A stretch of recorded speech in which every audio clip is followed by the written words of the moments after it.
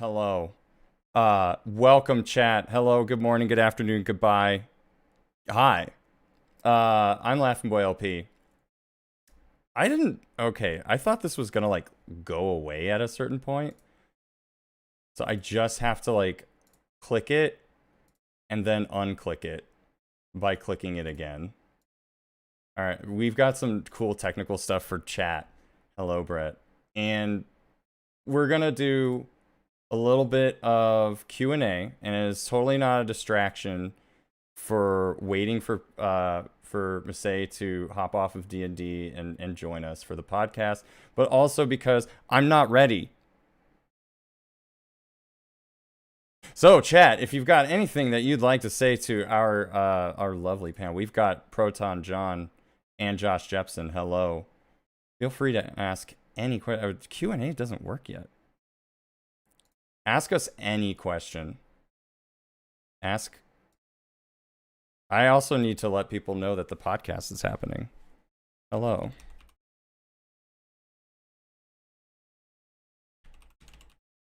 Quantum mechanics, quantum physics. Anything that I'm not qualified to answer.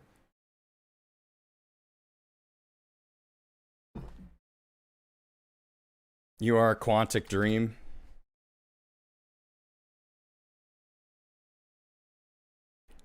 I got Proton John, all one word.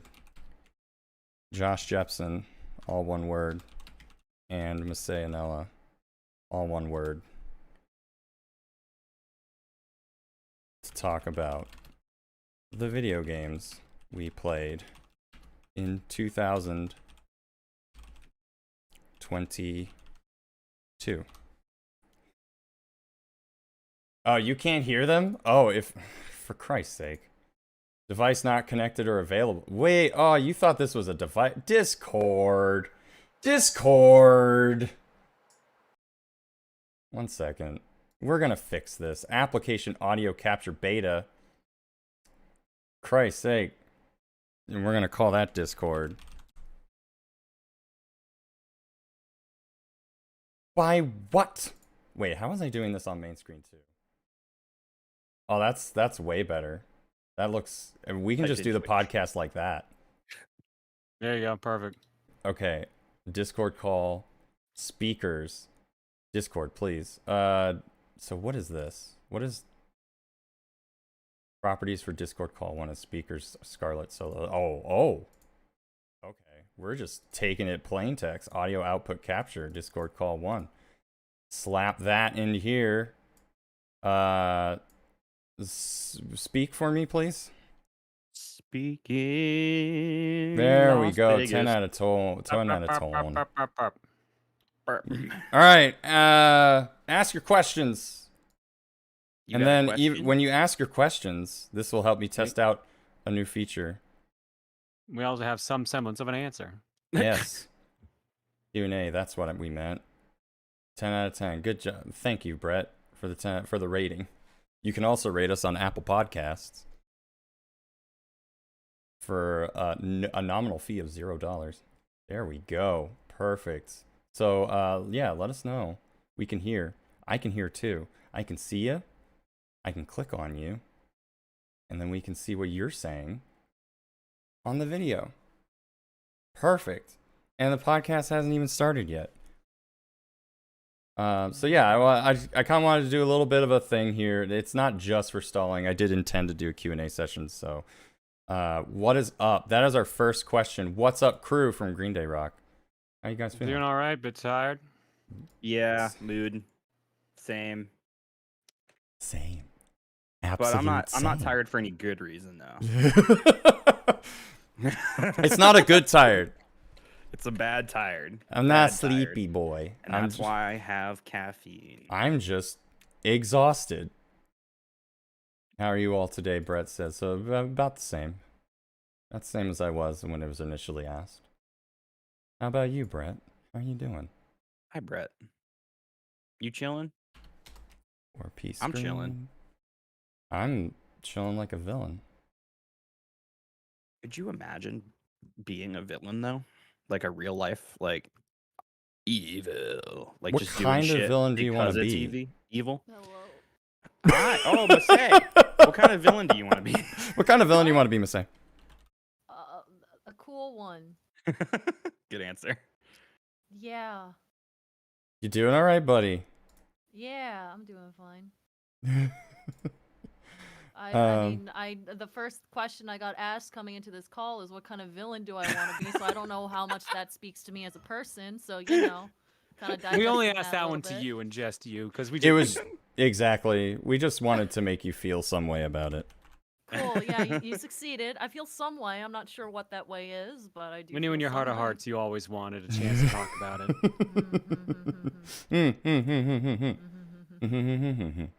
Got you covered, girl. Oh, I did some really interesting stuff that I didn't even realize. By the way, I'm totally 100% not ready. I'm having maybe a moderate to mild panic attack at the moment. Oh, don't have a. Feel you on panic that. attack. It's okay. It's okay. It'll be fine. Remember how we all forgot how to do everything? I forgot how to do everything. Just me. How was MagFest Fest, Masay from Green Day Rock? It was good. Wait, are we talking right now? Are we Just live? do it. Yeah. Hello. Oh God. Hi. This is a Q&A session. Oh, shoot. Okay. Well, good thing I didn't say anything. Yeah, no, you were totally. Nobody heard you at all. Everything is fine. Cool. Yeah. How was MagFest? Also, to answer the question, Magfest is great. Yeah. This is wonderful. Did you have some good food? I did. Elaborate. Did you get food poisoning?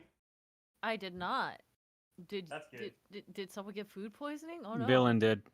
Oh, Oh, shit, I really? did actually hear about that.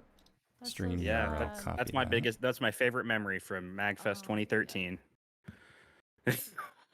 Oh, I can see why you haven't been back in a while. Which was 10 years ago. Oh my God. God help us all. We were a baby. I'm fading to dust. I remember actually, I think I was looking for info. I was looking for like video footage for another podcast episode. And I did find like Jacqueline's old footage from like 10, 12 years ago. And yeah, babies. All of you. All babies. All of you were babies. Blue Knight asks, what games are you excited for this year? Breath of the Wild. Assuming it Yeah. comes out. Yeah, Breath of the Wild. Tears of the Kingdom. That one too. Yeah. I'm just excited to play Breath of the Wild again. Oh, that's right. It's not actually Breath of the Wild. I'm gonna just keep calling it Breath of the Wild. They It's did Breath of the market it Wild as 2. Breath of the Wild 2 for a very long time. did. They It did has say not worn sequel off. to A Breath of the Wild for like ever. I feel like Breath of the Wild is just synonymous with like that style of Zelda for me right now. So, shrug. Not The for Legend not of Zelda Breathing Wildlier. breathing Yes, wildly. the Wild. Breath of the Wild. Breathe. Suffocation Breathe. of aged. Suffocation. No breathing. Don't breathing. give a fuck. It's before the Never mind, podcast. It's breather. okay to say that. Let's see. This is my last resort. Was it you that showed me the video of like I can? Oh no, I found it on Twitter. It was like, I can count to 4. Yeah, no, that's a classic. 1. I can count to 1. 2. What comes after 2? 3. What comes after 3? 4. What country did what you want to visit if you had the ability to? What country would you want to visit if you had the ability to? I still haven't been to Japan. To be Same. honest. I would love to. Yeah. Yeah, I would love to go to Japan. I Japan also or have not UK. been. I like to go see London, so probably England. England? England. I just want to go like to the places where my friends are going, and I know like I have friends that go to Japan every year, and I have friends in Japan, and like the UK. I'd love to go like see people out there that I've known for forever and haven't seen either in a long time or ever. What about you, say? Japan. Japan. I haven't made it yet. So Japan. one of these days. Desktop duplication. There we go. Canada. Oh, wait. Mm. Maybe not Canada. Canada. I'll go to Canada. Blame Canada. Blame Canada. I've Yeah, they been wrote to a song about it. Canada. They did. That's the national anthem. Little known fact. All right, I've almost distracted everyone just enough. Are there any games you have played? Are there any games you have played have fun, but looking back you don't understand why? I'm assuming you mean like, were there games that when you originally played it, like, you loved it, but now you don't know why you loved it anymore. The love Hey, is gone. Pikachu. Hey, Pikachu is a great answer. I was about to say, this is a well-documented answer, actually. I was gonna say like Elden Ring. 'Cause it Oh, I know why I catches- didn't like Elden Ring. it's very far from the kind of game that I enjoy. I feel like But you I found myself enjoying it. I feel but like then you I don't know liked why. it, right, John? You I did like when it, you were playing it, both of you. and then I hated it. I liked it, but I hated that I liked it. Does that make sense? Yeah. I Yeah. felt dirty. Oh. I'm almost done here. So instead of a display capture from a say, I'm sorry. you get a I'm, fun I'm a GIF. disaster right now. I'm a disaster right now. Are you kidding Let me? me see what I I- have in my GIF folder for Massey. I'm a An actual disaster, GIF and of my Mache? entire webcam setup is like in shambles, and I can't look at it right now. I typed in Massey and I got Mass Effect instead. What GIF did I have? Excellent. Ooh, yeah, let's do a Mass Effect. Do a Mass GIF. Effect Yeah, GIF, yeah, yeah. yeah, yeah. Can't use this one. Oh no. What did you find? Hang on, it's a glitch of someone getting undressed in Mass Effect. I'll put it in party text. Let's see. This How was did the I do first this? one that came up when I typed in Massey, and then it just stopped at Mass. Oh. Nah. All right, hold on. Ah yes. Oh, I don't know. Hold on. I need to switch to a different. We're gonna switch to me. Click, click, click. Hi, chat. I'm just gonna take a look at.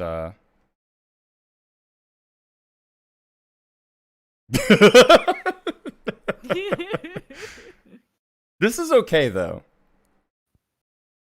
It's just the top. I think this is fine. And it's at the perfect aspect ratio that I need. I mean, I could have used any of the other Mass Effect ones I apparently have in my folders. I think that's okay. Hold on. Let me go back to Okay. Why do I have to sign in to shut up, OBS? You leave me alone. I'm just And the one I gonna typed in brings up Mass Effect instead of Massey, so I have no Massey GIFs apparently. apparently not. I am Mass Effect. But many Mass Effect gifts. Massive. In all fairness, though, it is a Vanilla. very gifable video game. True. I'm gonna say is a very gifable person. Am I? Am I Not okay? according to Proton John's GIF folder. That's That's you know what, you got an me there. You got me incorrect there. statement. There we go. Look at that handsome Perfect. devil. You know what? I'm down with it. I'm down with this. Considering how my evening has gone so far, You're actually using it. Amazing. we're not on Twitch. People can be No, that's a naked, good I point. think. That's a good point. I just People need can be to naked get on YouTube? everybody's. To be fair, I've used that GIF on Twitch, so. Have you I'll be seen naked on YouTube? It's a YouTube. cesspool. Is it? This place is garbage. Are you kidding me? Hate YouTube. Ah, perfect. Yes. It's me. It is. Except How it- did you it's know? My vibe. Yeah. How'd you know that's not Missy? No. How do you know it's not her? Really is the question. All right. So you may have noticed that there's like a name overlay. I'll get that as we do the episode, I promise. but I think it's about time we get started. We are 3 minutes over, so we're gonna go ahead and get started. And this will work the minute I press the button. The button. You'll find out. It'll just work.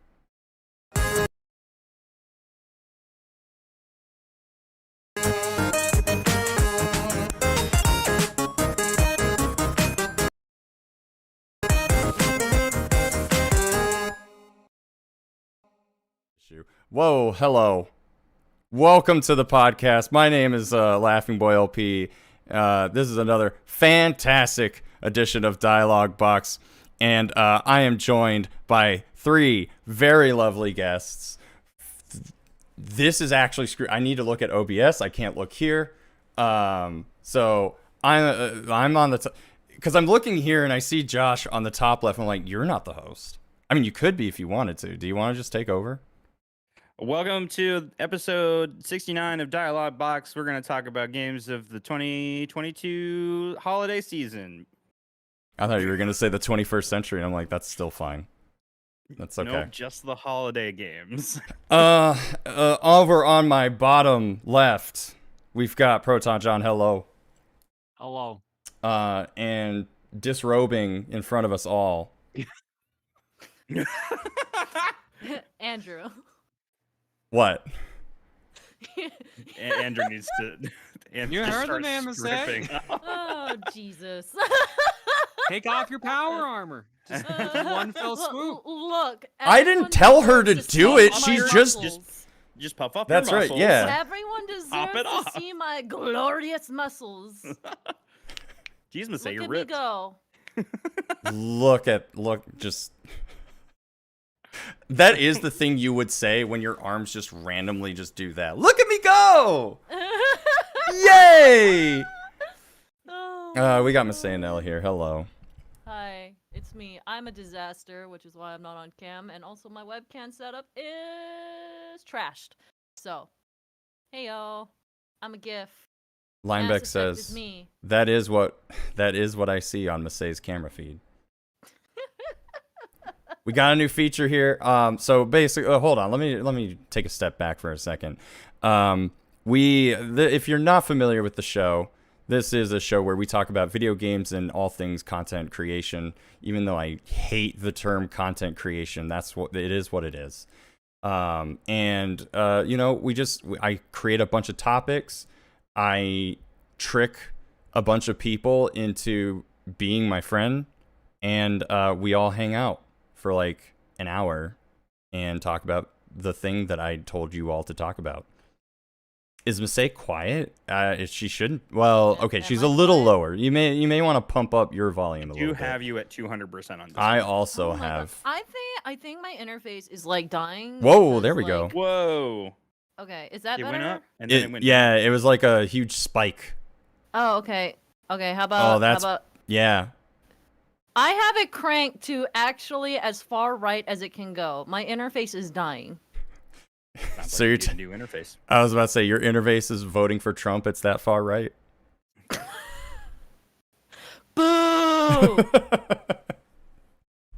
As far as it can go. Hello, everybody. So if you're not, so I've already talked about what the show is. You can check us out live at youtube.com/laughingboylp, where you can chat with us, and you can see I've created a thing now where I can actually highlight your messages in chat. We are responding to you. You are seen. You are visible.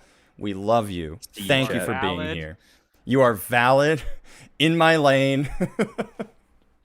Everything is working as it should because I didn't just do this 20 seconds ago before we had to get started. But you can also listen to us on your favorite podcasting services like Spotify or Apple or Google or whatever. And if you are, God, please vote. Please give us a good rating if that is a thing. I know Spotify does it now. Just please. Just please. It really helps out the show. If you are watching us live on YouTube, you can also like this video, which helps with the SEO, as well as, maybe subscribe to the channel. It's a quick little button press. It costs you nothing. You know what? Subscribing on Twitch costs money. It doesn't cost money here. True, it is. There free. is a way to pay if you do enjoy my content, though. Elite is asking, what on earth is that GIF? It's Masay said that she was clearly looking like Masay. straight. Yeah, it's. Did you? I have How do you? muscles. How did you not like? Come on. You know, we have a lot of jokes here at DialogBOX, but sometimes we actually talk about the things that we're actually going to talk about. And today's talk about is, as Josh Shepson said, we're going to be talking about our the games that we played in the year of our Lord 2022. I'm sure we all played a lot of games. I played a couple. I This played is a one of few. those. This is one of those years I didn't play very many. I picked a lot. Not gonna lie, this was a very awkward year for me too. I don't know why one of my recent searches was Viva La Juicy, but here we are. Look, and long live the juicy. Long live the juice. It's Masay's true form. Masay's just continuing to look like what she looks like in D&D. That's true. Asterisk. Clearly, Masay has been lifting. Buffanella, so swole. John could do the same as the gift, but he doesn't want to show off. John is the No, keeper of the chat. Imagine playing games. I can't imagine it. Can you guys imagine it? I Uh, can imagine. Can you imagine? Love it. Sorry. Remember when I was supposed to have like Are everyone's we supposed to be names recording here? this locally? Just to ask. Oh, it's far too late, Jonathan.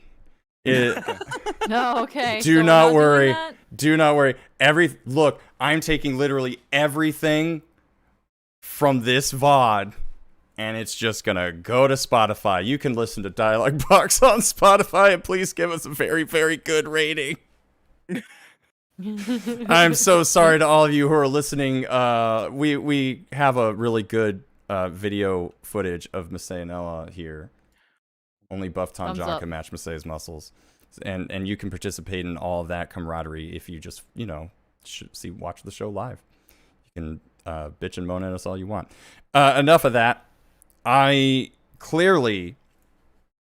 just want to kind of go down the line, so we can start with Josh and just kind of talk about like what your year looked like. What games did you play? You don't necessarily have to start ranking them just yet. We'll get to that in a minute. Okay. And just kind of go over how things were. Well, when I was initially putting my list together, I was thinking like, what even did I play in the year 2022? And I looked back and I was like, what are the top games of 2022? Just to jog my memory. And looking down at the list, I played like none of the top games of 2022 at all, besides like a tiny bit of maybe Elden Ring. And so yeah, but then I came across Kirby and the Forgotten Land, and I was like, oh yeah, that came out this past year, and it was like one of the best Kirby experiences I've ever had. It was so fun. So that was like one of my highlights of the year. Cult of the Lamb I've been playing a little bit of. Pokemon Legends Arceus came out the beginning of last year as well. So these are all those are probably the three games I played the most. Well, no, there's one more game, Splatoon 3, that I played probably the most in 2022, which I guess it came out right at the end. But yeah, I mean, it was a year of fun, colorful games, except for Legends Arceus, which looked like a pile of garbage. But it was fun. It was a fun pile of garbage. Yeah, what was the only other thing, so all of the games on my list are from 2022, but I revisited Pokemon Black and White as well this past year. Nice. And a bunch of other Pokemon games, but Black and White was the only one that I played all the way through. And just kind of like to get in the mood for Scarlet and Violet. Which I still haven't completed. And Pokemon Black and White, I was reminded like how good that game actually is, and it kind of feels like a swan song to classic Pokemon games, like before they moved to 3D. So I mean, that's pretty much it. That's what I played this year. I mean, I can talk more in depth about each one, but yeah, and all of those games too, like the because most of the stuff that I play, I'm playing on stream, right? So I'm looking for Yeah. good stream games. Call of the Lamb is like one of the best stream games I've ever played. It's got like the perfect pacing between like the roguelike adventure stuff and then going in like managing your little cult and like farming or forcing your people to eat poop, and then going back out adventuring and doing like the high action stuff and then like going back and like you could just play it for hours because you just get this like break in between the high action stuff. So when I'm looking for a really good game, I'm looking for a good stream game that has good pacing like that. And Call of the Lamb was that for me. I need to play more. I haven't actually played it a ton, but I really enjoyed what I played, although it launched very buggy, as I heard that. almost every game does. I remember hearing that, and that's actually why I didn't play it when it came out, because I heard so much about the bugs, and I was like, I'll wait on it. I think they fixed most everything. The console versions are still buggy as hell though. But the PC version's where it's at, and it also has like Twitch integration too, where you can have like you can raffle off followers to your viewers, and it like just takes their name, and then you just sacrifice them, I guess. That's part of the game. You sacrifice people. It's a cult, man. You can make people die by eating poop. You can. Well, there's a chance that they might die, but there's seriously like there's like I don't know if it's a part of the tutorial or what, but like near the beginning of the game, they always like there's one person that's like, cult leader, I'd love to eat some poop. Please make me a dish of poop. And I'm like, what? What is this game? Anyway, it's great. It's very funny. Dr. Bowser in chat. Legit feel that with Josh, Pokemon and Kirby were the only first-party games I played. Last year was the year of expansions for me, to be honest. Next month will be as well. I really want to talk like a ton about Splatoon 3, but yeah, Pokemon and Kirby were like my highlights. Yeah, I can definitely see that. John, how about you? What was the question? What is your name? What do I know anymore? John. All right, moving on. I was about to say, you all right, Josh? Yeah, I'm fine. Yeah. Well, how was your 2022? What games did you kind of play? Like, what the hell was going on with you in 2022? What's up? This was the year I actually played the most games that came out this year. Like usually, like the count I have at the end of the year is like, oh, I played like 20 games or like 25-ish games that came out this year. Apparently this year I played more than 50. Wow. That came out in 22. How do you play so many video games, John? John, it is my job. How do you do that? It's my job too, but me I barely too. Same. I just play. No, I was just about to say I just play Banjo Kazooie over and over again. Yeah, that's my content. Yeah, no, I played a bunch of games that came out that year. Some of them were done for promo. Some were things I actually was excited for. Some were things that I wish I had gotten around to playing. I had my pile of shame this year is still also pretty big, all things considered. I almost thought. So you said pile of shame? I almost thought. Yeah. Okay. So that's what we call it in Top Down. On Top Down Perspective, we have like our games we played, game of the year. Oh, and then we have your pile of actual shame, which is like games that we wanted to play but never got to play it. Got it. So looking at my list, like my pile of shame is 22 games that I own that came out last year that I did not play. Crazy. Yeah. Or if I played barely enough of it to count for a game of the year discussion, because a couple of these I played like the first chapter of. Yeah, and that's something that I forgot to mention. Well, we'll kind of mention it as we go through the list. But yeah, like the games we played, and I know we talked about this last year too, because you have two separate lists. And those lists are basically like games that actually came out this year and games that didn't come out this year, but you played and beat for the first time that previous year. Mine is just like this hodgepodge of both. It's a nightmare. I'm literally just using my top down list. So we have categories. What do we have here? Our Patreon game of the year. So what game we played that our patrons asked us to play and discuss. 2022's 20XX game of the year, which is a game that came out in any year other than 2021 that we played and enjoyed. 2022's 2021 game of the year. So a game that came out the year prior that we enjoyed. Most disappointing games of the year, surprises of the year, best audio of the year, wholesome game of the year, Patreon game of the year, and then the actual top 10 honorable mentions and pile of shame. That's how ours. So ours is broken down pretty detailed, honestly. All right. And then Miss A, how about you? I mean, I just have a Google Doc and I just threw everything in a big ol' nebulous cloud of text, so I'm not organized. Nowhere near that organized. But yeah, I played a few games last year. Not a whole lot of like the current games. I was mainly catching up on some of the like popular indie games that have passed that I just didn't play. Like I played Hades. I finished a run of Hades. I played Bug Snacks. I literally, like, right before the end of the year, I played Hollow Knight, and that was great. I did see some of that. Hollow Knight's yeah, incredible. it was a lot of fun. So I played a lot of like that sort of deal. I did play some other stuff. Yo, I played Wobble Dogs, and that game is wild. If you haven't played Wobble Dogs, yeah, have you not played Wobble Dogs? No. It's on Switch now, so it's like portable. You should probably try it at some point. Google it. It's so good.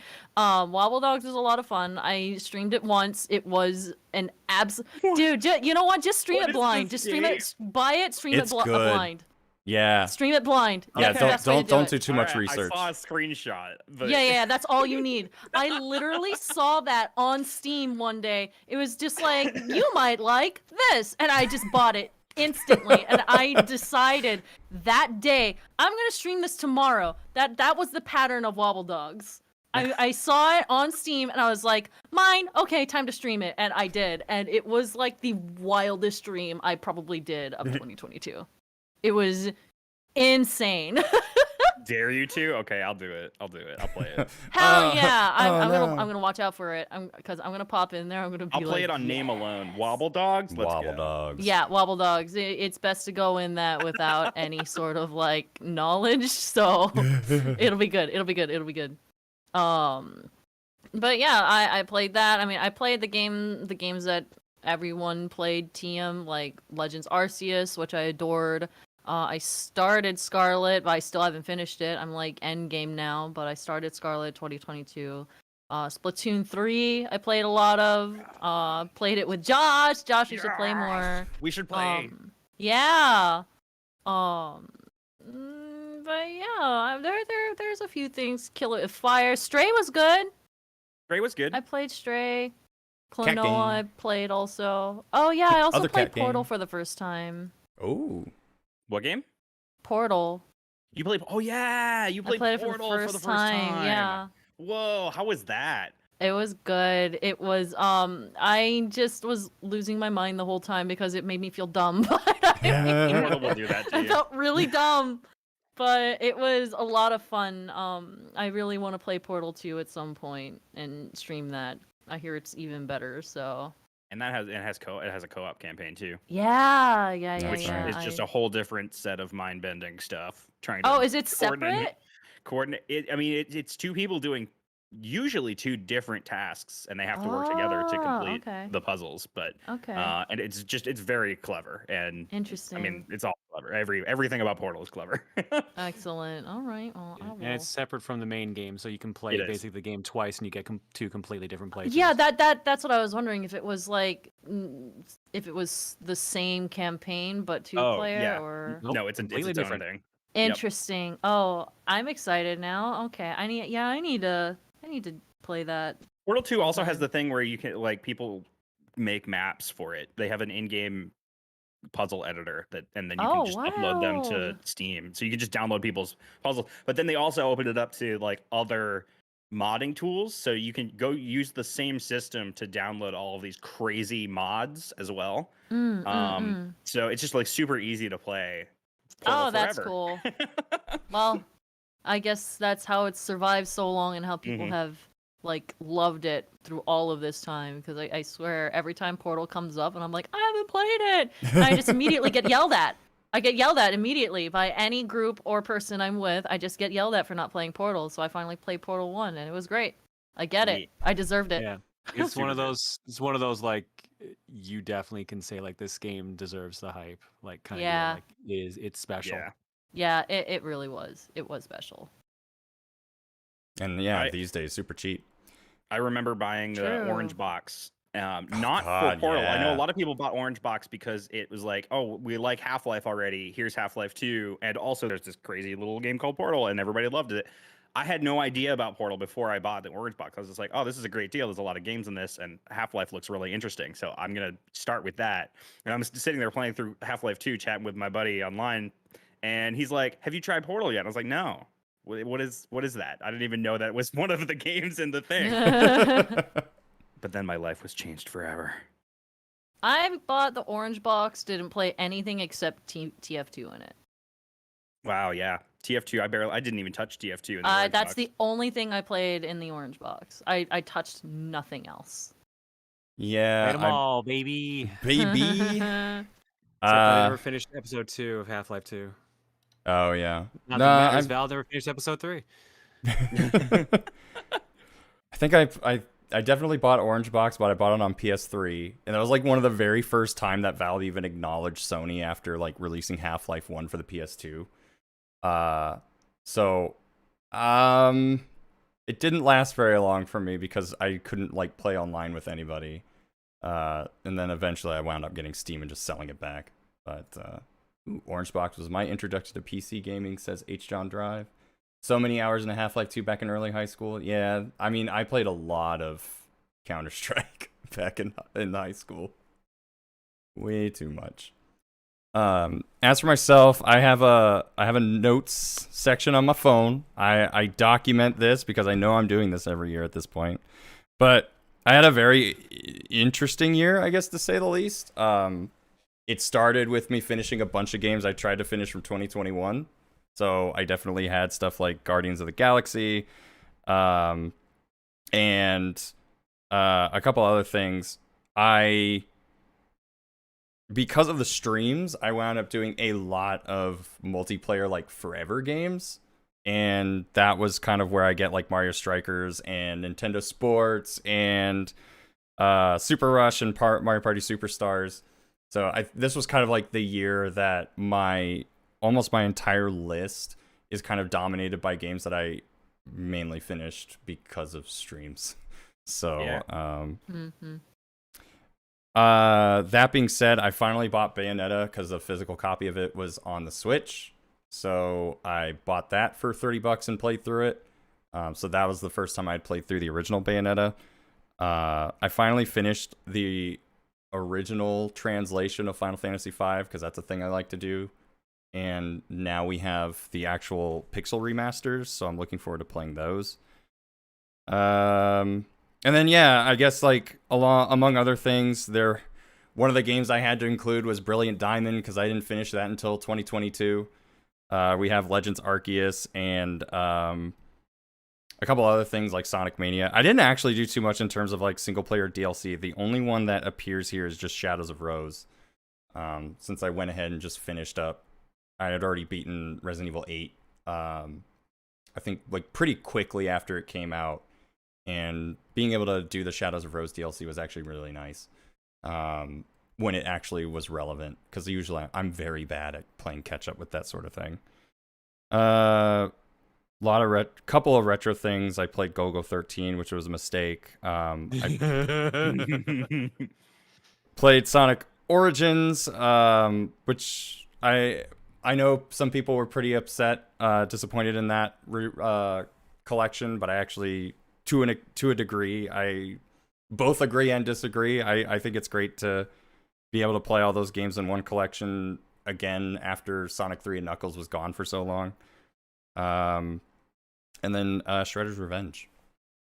So that was big time. And Cowabunga Collection, which I apparently did not put on this list.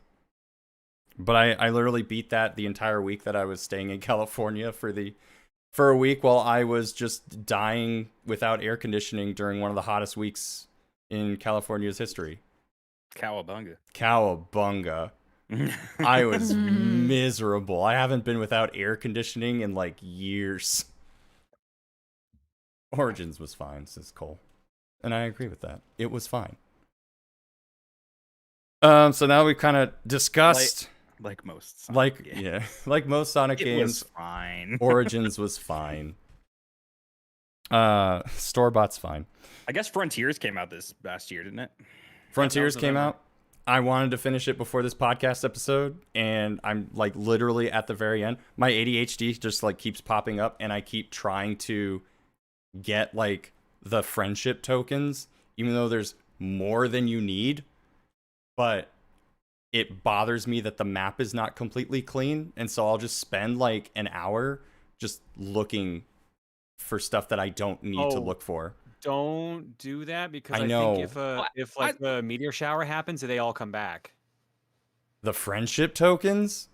Yes, I'm pretty sure. Okay, I know the enemies come back. That actually bothers me a lot because the only time you know whether or not you've defeated them is either before a meteor shower or when you actually meet them. They'll have a star above their health bar that says you've killed them before. And like, I wish you could just tell me on the map. Ailey just says, love Frontiers, excited for the DLC later this year. Yeah, we'll see how that turns out. I'll at least hopefully we'll have beaten the game by then.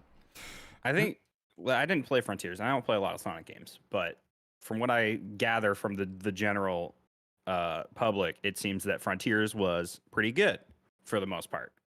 For the most part, yeah. Mm-hmm. So that's good to hear. I'm glad that Sonic fans are eating good right now because The music is banger. Yeah, I see. Honestly, like that's like the part that I've seen the most is like just listening to some of the music. I literally have not played any of it. I don't even own it right now. I'd like to What- play it, but What's that one song I called? just- Like Heart, Fire, Flame, something. I don't know. Through the Fire and Flames. My favorite song. By Dragon Force, of course. Sonic Force. Sonic Force. Wait, no, that wasn't. That was I- one of the bad Sonic games. But The I one was the saying- one that I heard, I think, was like Undefeatable or something like that. Yeah. First boss song. Undefeatable, I think, is the best known out of them all at the moment. Yeah, it is it goes hard, and I'm like, yes. What's the Street Fighter 4 song called? Oh, Indestructible. Indestructible. Okay, I was like, Indestructible. Yeah. put those. I want a mashup of those two. So we moving right along. We've got. How has it been an hour? Knock it off. Yeah. Jeez. Time. Let's It talk goes. We're chatting with forwards. friends. Time goes forward. Tanner even mentions beat Crypto the Necrodancer, every character's story near the end Oh, of God. November. Beat Xbox One on the Wii. Wow. Oh, beat Xenoblade Chronicles 1. I said Xbox One. I played it on the Wii. I beat the Xbox One. I beat the whole thing. Beat the whole thing. Every The entire Xbox One system is game. done. The entire Never system need to turn it on is again. Done. Find Your Flame is also another song. Okay. Barely Find Your s- Flame. That's the one. Yeah. Which one? Find I Your don't Flame. even remember Find Your Flame. Which one was that? It's. I'm just assuming any of the songs people love are just when you turn into Supersonic, because that's like the only time I ever see vocals pop up. Oh yeah, it is. It's that fight. Yeah. Yeah. I still It's need to one of make the- sure it's one of whether the or not boss I've games. set it to hard mode or not. So now that we've talked about our years, let's use a numerical point system in order to figure out whether or not the games that we actually played were any good. And we will do that by talking about our top 3 favorite games of this year. The way I kind of want to do this, we'll kind of play it by ear a little bit. We'll talk about our number 3. We'll talk about our number 2. And then before we get to number 1, we will just kind of briefly talk about maybe like honorable mentions or games that we played that we really actually hated or were disappointed in. Maybe just, very, very briefly, we'll kind of go into that if that's a thing for you. And then we'll go into our number 1s, and then we'll talk about what we're looking forward to next year, even though we kind of did that during the Q&A session. But if you're listening to this, on Spotify, the Q&A session's not there.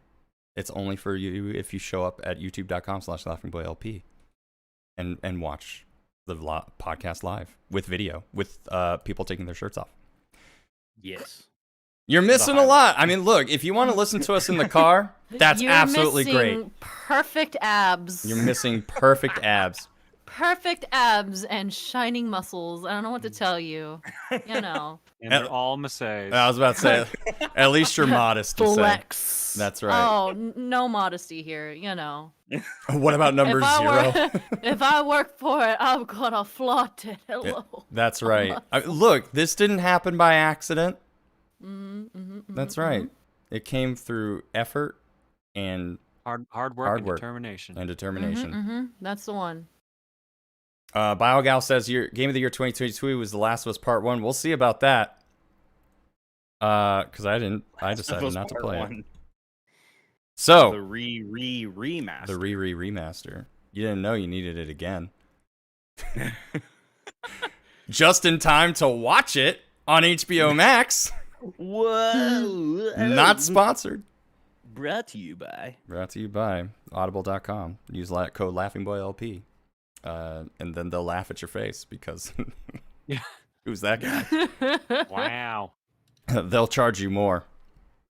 I'm one of the only content creators where they hate me so much they'll actually charge you more for an Audible subscription.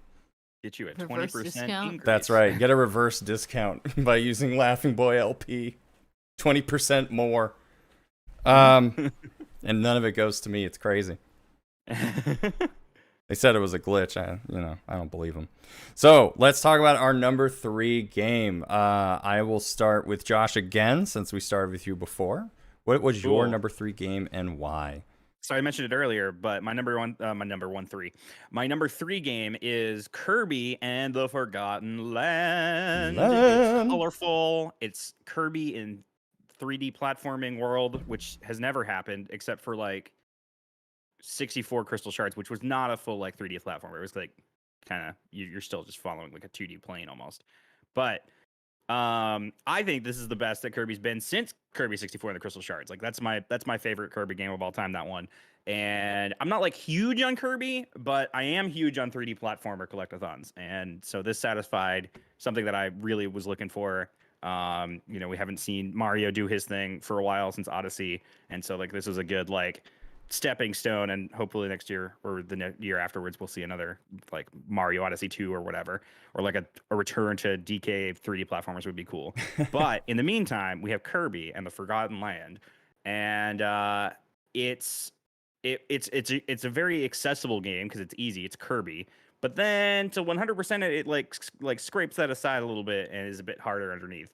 Like some of the challenges for like beating the bosses and stuff were actually challenging to get like all the missions unlocked. Yeah. And get all those checkboxes right.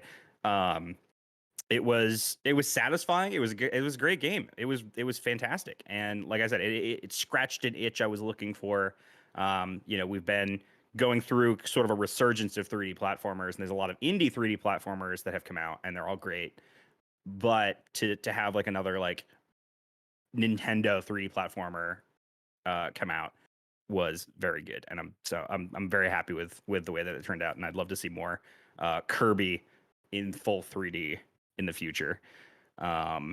Yeah, I mean, it wasn't like again, it wasn't a terribly difficult game overall. Like, if you just wanted to like blast through it, it's pretty quick and easy. Mm-hmm. But I think it's satisfying enough to like slide around and jump through, and like all of your movements are very clean, that it's fun to do quickly. So I could see it being a very fun speedrun game. Something that I've considered, but we'll see what happens. I always want to get back into speedrunning, and I'm like, nah, nah. Hey, high five. I love it. I have a love-hate relationship with speedrunning. Hey, high five. High five. Again. Say, you sound like you have a personal relationship with this topic. Hey, high five. Yeah, it's just, you don't want to hate the game, but you usually pick something you like to speedrun, and then the act of speedrunning sort of can ruin the experience of the game if you do it wrong or do it for too long. I mean, my experience with Super Mario 64 was that I speedran it first. Oh wow, that's Yeah. interesting. I played it a little bit when I was a kid, but I'd never finished the game or even got really far into it, so I didn't know the game. but I just started speedrunning it, and so that was like my initial experience with Super Mario 64. That was the first time I actually beat the game, was in a 16-star speedrun. Wow, that's wild. Yep. What a Yep. concept. I mean, Do this... you recommend doing that to anyone else? Or... No, That's absolutely what I not. thought. That's what I thought. play it normal the first I time. did go back and I did play it later, so by this point I have actually like beaten the game legit. But man, it feels real weird because I'm like, I should be doing this a different way. And so it's like my muscle memory wants me to do everything the cheap way, and then I'm just like, no, I have to play this the way it was intended. Yeah, that kind So of happened to me with Sunshine. I was like, you can't go and play that game. I can't play that game casually anymore because I'm like, I could do this fast way. Yes. That's exactly how I felt about 64 when I was playing through it. It's just like I can't play it normally. It feels weird. Yeah, I mean, kind of the opposite. Like, I can get really bad with races because I get so... Even a game I'm really good with, because you just kind of get into a muscle memory thing. And so I don't think to play quickly. I just think to just go through the game the way I always have. So I'll always just, like, I'll be really, really slow because I just don't think that I need to play the game fast. So you just kind of get into a groove, and I imagine it's like the complete opposite when you learn how to speedrun a game over playing it normally. Yeah. Well, I don't know, because I feel like when you start like really getting into speedrunning, it does become almost that measure of muscle memory, but it's like, because like I've played the route so many times that it just like, I'm not thinking about it. I'm literally talking to my chat and reading things on the side while I'm speedrunning it, and I'm not actively thinking like, I gotta go faster, until I get to the end and I'm like, oh god, oh, I'm actually doing well, wait, what? And then that's when I screw up. So it's like, Yeah. it's 90% muscle memory and just knowing how it feels versus a mental process, I feel And like. that becomes very apparent if you don't speedrun for a while and then you go back to it and you're like, how did I do this? Yeah. That's happened to me a couple of times recently. I'm Yeah. like, I don't know how I pulled this off. Like, my chat will be like, I'll be playing Sunshine casually or whatever. I'll be doing like a crowd control of Sunshine or something, and I'll get to like some hard trick, and chat like challenges me to try and do the trick. I was like, I used to be able to do this. I promise, I used to do this. I swear. John, how about you? What was your number 3? My number 3 for the year. Yeah, that makes sense. Klonoa Fantasy Reverie series. So this was a re-release of the Klonoa games that actually came out last year. I had never played through Klonoa 2, and I had played Klonoa 1 a bunch, but never actually bothered to finish it. But I love the series. I played through the Game Boy Advance games a bunch. So I was just excited to have a proper re-release of it. They're generally fun to play, and it's nice that now I can just bring it on the go with the Switch. So easy way to make my top 10. Yeah, I've heard good things about Klonoa. I think I would really It's like really that game. I've good. never played them, but You should If you play like it. Kirby, you should like Klonoa. They're Yeah. different games gameplay wise, but they are both It's the same platformers. feeling. Yeah. It's a vibe. yeah, It's got that vibe, but yeah, the gameplay is vastly different. yeah, I've been meaning to play it for years. And then I heard that the remake was coming out, and I was like, all right, I'll probably get it. And I didn't. But I will. Yeah, I mean, that game Aaron- is like prohibitively expensive now. Like, I'm still Oh god. kicking myself for like wanting to still try to get the first game. Hell, even 2 is like was kind of expensive. I don't remember if it's gotten as like crazy high as the first game. 2 is nowhere near as high as 1. Yeah, I think at one point I remember being like, well, if I get Klonoa 1, even if it's like $140, I think it was like way over MSRP to get the second game. So I was like, nah, I'll say. But this was like 15 years ago. Klonoa And I think 2 now is it's $80 like- Canadian. Yeah. So it's the price of a full release game nowadays. Great. Well, now I have the opposite problem. Yeah, apparently, I it did too. spike up to 150 at one point, though. So yeah, you are right. It did go up and then drop Yeah. right back down. Hey, good for me, I think. Anyway, Messiah, what was your number 3? Like, it's a little hard for me because I think my number 3 actually might be Bug Snacks. Ooh. but it's like very last much. year? Yeah, that was I mean, I played it last year. Okay, fair, right. Yeah, I played it last year, but it's like very much in contention with Pokemon Legends Arceus, because that was like the most fun that I had with a Pokemon game in a long time, and I was really into it. It's super like entrenched, but I think like Bug Snacks charmed me a little more. I have Bug Snacks plushies all around my desk now, so I'm like, hey yo. It Bug Snacks was just like full of personality and a lot of really good dialogue that surprised me. And I feel like when I actively think about like what games I played in 2022, Bug Snacks comes to mind before Legends Arceus does. Like I think about Bug Snacks and I'm like, yeah, I had a good time with that. It was fun. It was cute. It was wild. It was a wild game too. And so I don't know. It also just has like that Pokemon Snap feeling, Yeah. mechanic wise, which is like I've always loved the Pokemon Snap vibe, and I was like really excited about the new Pokemon Snap, and then I got to Bug Snacks and I'm like, oh my god, this is just Pokemon Snap, but weird. So that's probably my pick for number 3. Yeah, and it was a very surprising game. So like I can't even remember if I wound up getting it on PS5. I think it was like I don't think it was one of the free games if you had Plus. But I thought it was. So I might actually have it on my PS5. It was like one of the very first months if you just happened to find It was a PS5. one of the very first months on the Yeah. PS5. Yeah. So it would be nice to maybe go into that. I think I was kind of spoiled on it way earlier. But I think like the gameplay would still be fun and interesting. Yeah, the gameplay is still fun. Like Yeah. it poking around, taking pictures. I feel of these like the little mystery of the game creatures. is the main appeal, though. It definitely is to an extent. What's poppin', gamers? Bunger's poppin'. Absolutely. Bunga, bunga, bunga. Bunger, bunger, bunger. Bunger, bunger, bunger. Bunger, bunger, bunger. Hurdy-durdy-dur. But yeah, it is definitely a very, very charming game. If you haven't checked it out yet, if you haven't either like played or watched somebody else do a let's play or a stream of it, 100% you should definitely check out Bug Snacks. It was, I would say, like, it wasn't necessarily a surprise hit because a lot of people had like the theme song stuck in their heads when it was like announced for the PS5.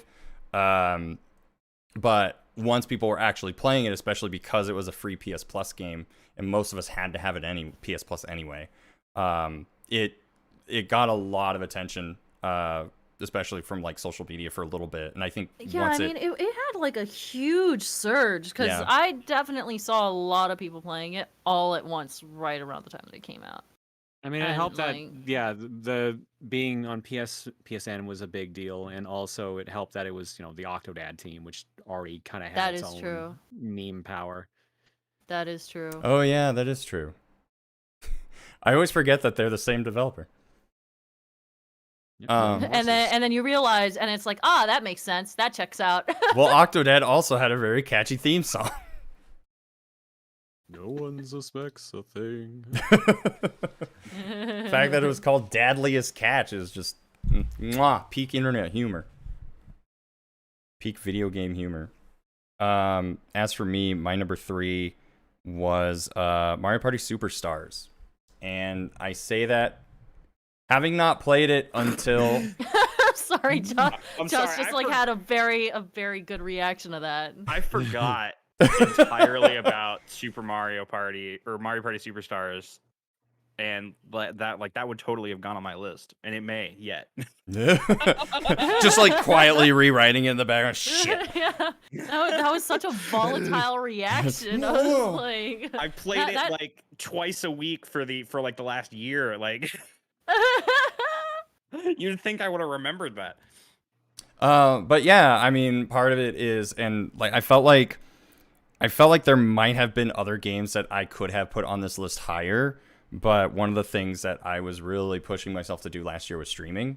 And with Mario Party Superstars, it was a very good opportunity for me to like start reaching out to people and be like, hey, do you want to like do these collab streams and just hang out and play Mario Party? And I've been having a lot of difficulty with doing that. And so a lot of it isn't just the game itself. Like, the game is still solid and good, but it was mostly just the fact that, like, I was able to actually play a multiplayer game for the most part and really have fun enjoying it, especially online with I've played at least a board with one of you three at some point last year. So Heyo. so that was a very big deal for me. And it's one of those things where it's like, I would say it's probably one of the best Mario Party games I've played in a long time. Like, really long time. Which isn't saying much because it's just a re-release. But at the same time, like, it's solid game. It's a very well-polished re-release. Good online multiplayer, like decent online multiplayer to a degree. And just for me, I was just like, this was good. It was a good thing. It was a good thing that happened to me last year. So I'm going to put it on my list. Let's quickly move on to our number 2. So we'll go back to you, Josh. What was your number 2 game of 2022? Well, my number 2 game is now Super Mario. That's my new number 2. It was, and I'll talk about this instead, but it was going to be Pokemon Legends Arceus. I'm not sure why I put this above Kirby. In hindsight, I probably would have put Kirby as my number 2 and this at number 3.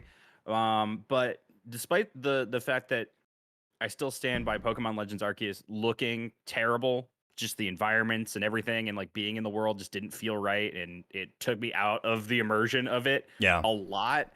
What put me back into the immersion of that game was the battling and capturing mechanics were just very solid and super different and new for Pokemon, and I hope that they go back to that for future releases, because Scarlet and Violet sort of taking a bit of a step back from those mechanics didn't feel right, and it felt like this, like Arceus could be the future of Pokemon. And it almost feels like a test bed for something in the future.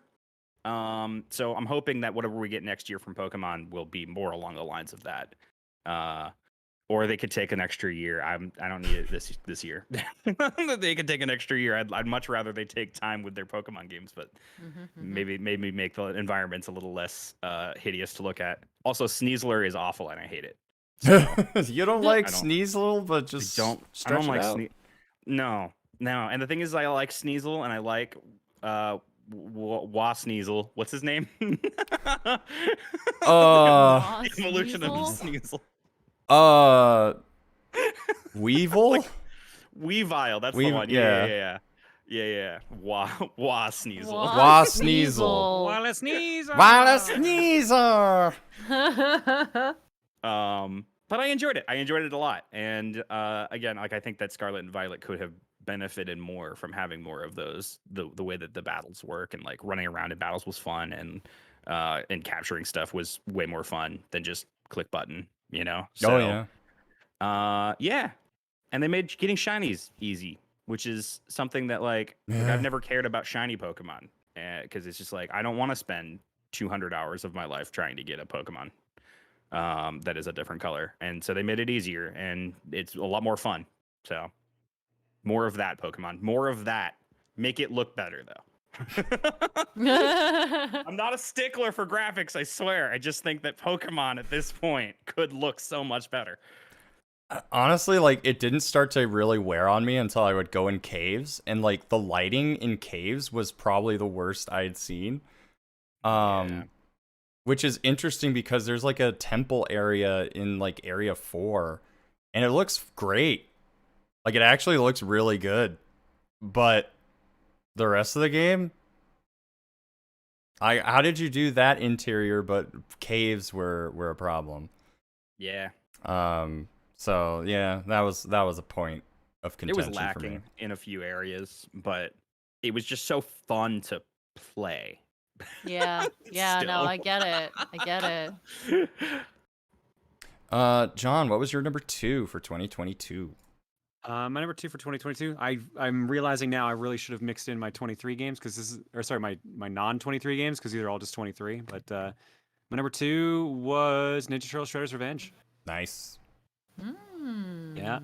one of the few games I was looking forward to last year that actually ended up being good because some of the other ones I was waiting for were disappointing. Oh no. Like Kirby. Oh no. What was Kirby disappointing? Yeah, Kirby was on my most disappointing list of the Really? year. I Yes. loved it. I did not enjoy the game till the last fight of the game. That was the most enjoyment I got out of the game, was the final secret fight of the game. Really? Yeah. What didn't you like about it? It just felt so by the numbers, but in 3D. That's a number. 3's a number. And yeah, I didn't like how simplified they made all the weapons and stuff like that. I didn't all the power-ups. I didn't like how they did the mission system, because I didn't like if you didn't figure it out by fluke Yes, on I your did own, not you like had that. you had to replay through the stage, but you only got Yeah. one hint each time you went through. I agree with Yeah. When I was playing it, we actually looked it up beforehand after a while. I think I remember doing that at some point. Yeah. Or I think actually we played through it once, and then if we missed anything, then we just looked it up. Because But it was It's so cute and colorful and it is cute and colorful. It's vibes. It is. I like the game. I had a blast with it. Also, 2-player is rough on it. Player is, oh yeah. Oh, I haven't Being even a single player bothered in that trying is with rough. that. No, I didn't even bother with that. I It was am of rough. the mindset that if they do a second one, I will like it much better. Here's the best comparison. I think someone said this to me, and I agree with them wholeheartedly. Kirby and the Forgotten Land is Kirby Triple Deluxe to me, which means if the next Kirby game they make is Planet Robobot, it will be my favorite Kirby game. Okay. So like Oh. Okay. more Because enhanced with cool stuff. Of the last like 5 Kirby games they've done, Robobot is my favorite, hands down. I love it, but everything else has felt kind of mid. So if they do a second 3D one and it ends up having the same energy and jump that Triple Deluxe had to Robobot, then yeah, like I said, I'll love it. But something really- felt missing there, and it just felt kind of eh. Definitely think that it's a good thing for them to approach it slowly, like they did with Kirby and the Forgotten Land. Because you're right, it is just Kirby but 3D. And Yeah. And that's the problem too. Like everyone's like, "Oh yeah, what'd you think about this hype moment?" I'm like, "Yeah, they did this in another game, and I liked it better in that one." They did, Yeah, I that mean, part was that cool, is but I liked when they fair. did it in this one. No, I get it. They had to play it safe because they were struggling to get it in 3D proper. So that's also why I'm kind of like, I'll give it a pass. But like, I'm in the minority of like, yeah, no, I wanted more out of this. And doubly, and here's the thing that the main reason it felt worse, I liked it less than I really did. I went into that off of Elden Ring. So Oh, that's right. everyone was like, yeah, play Elden Ring is a nice hard game, and then you'll play Kirby as a nice chaser. And then by the time I was on Elden Ring, I'm like, no, this ain't doing anything for me. Like I feel numb. This ain't doing shit. Yeah, that I makes do- sense. I do remember you talking on top-down perspective where you're just kind of like, is it me? Yeah. I just remember that I I the played Crystal problem? Shards in 2022. Ooh. Yeah, that's a good one. I really like the way that Shards good. Crystal Shards did power-ups as opposed to Forgotten Land. Like the mixing of powers. I wish they do more combos with Kirby Yeah. power-ups again. They kind of did that in Star Allies, but they didn't go too wild with it. I didn't play Star Allies like at all. So Star Allies is another one that I felt was mid, but that got DLC, which actually made it much more interesting. And I don't know if the plan is for Forgotten to have that or not. Right. Well, especially with them re-releasing another Kirby game next year or this year. I don't know, because I'm kind of like, I actually really did not like Star Allies that much. And I played a ton of it. Like I got like 97% on my save file. And I was just kind of like, I think after a while you just keep playing the same like mix of the same sections of the same levels so often that you're just like completely just done. Star Allies had that issue pretty bad on the main game. Yeah. And then when you beat it, there were like no extra modes at launch. Yeah. But it got a bunch of DLC later, which added a bunch of like super interesting, actually good side modes. Like they're like if you thought Star Allies was too easy, play the side modes. That's exactly where the difficulty is. That's where like a lot more of the more mature challenges, honestly. And that I recommend it now because of that. But at launch, that was a hard recommend. Yeah, and I agree with H. John Drive here in chat. The combo powers are the one thing that I really want to see come back. Like, Yeah. that was actually a really fun, and Air Ride. that was my first Kirby game too. Was and Air Ride. My first Kirby game was Crystal Shards as well, or somebody may have said that. It's hard to when your brain isn't working. But Crystal Shards was my first Kirby game, and I really thought that the combo powers were really cool. And then when future games just didn't do it, I was just kind of like, but wait, like, this is a cool thing, right? Like, why I just, Yeah. because like I was also really young back then, so I just assumed that each game would just kind of take what was done before and just do more of that. Right. Yeah. Truthfully, I haven't played all that well. I mean, I have now, but I haven't really played and finished too many Kirby games. I mean, it's like Crystal Shards and like maybe like I don't know, Return to Dreamland or something. And I think that maybe that's part of why I enjoy the Forgotten Land so much, because I haven't really gone through the motions as often. Maybe, but like, so I've played every mainline Kirby game, but like, I also have friends that have played every mainline Kirby game, and they still really liked Forgotten Land. So like, I think I'm just an outlier here. Yeah. Mhm. I just have this like, this deep-seated love for 3D platformers. So like it just That's fair. it gets extra points just for being that. Yeah. And that's why Shredder's Revenge is my second number 2 game of the year. I was not gonna lie, I was gonna make the exact same joke just now. So what are you gonna do? I like how Discord's down. Apparently. Oh yeah, I if saw that you're- earlier. Oh, you're fine apparently. So it worked Well, out. it's like Wile E. Coyote. As long as I don't mention it, which I just did, we'll be okay. Bleep, bloop. And Masay, what was your number 2 game of 2022? My number 2 game, I think, is probably Hollow Knight.